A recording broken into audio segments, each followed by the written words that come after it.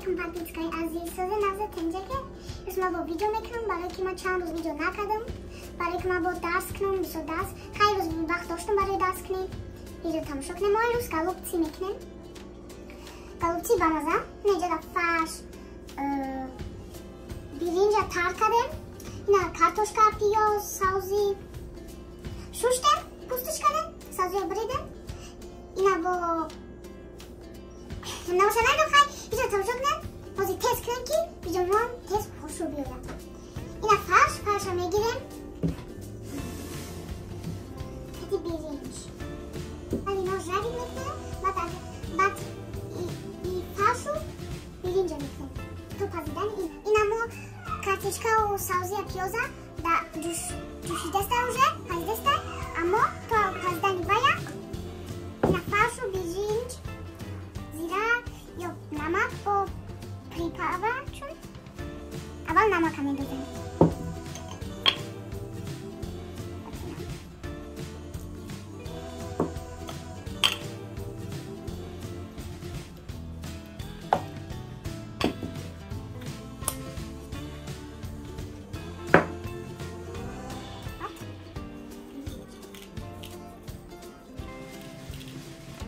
خوشو شدم که من خوشو برنجم بسیار خوشو دوشم.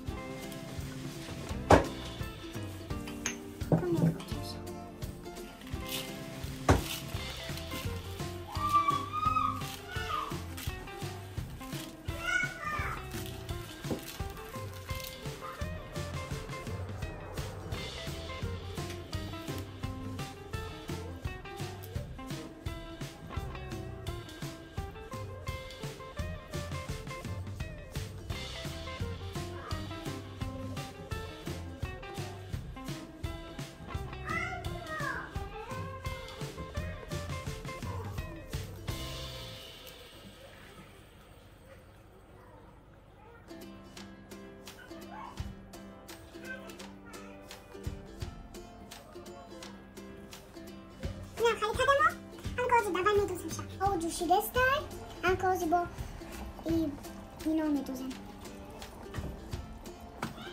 استاکی وای اینا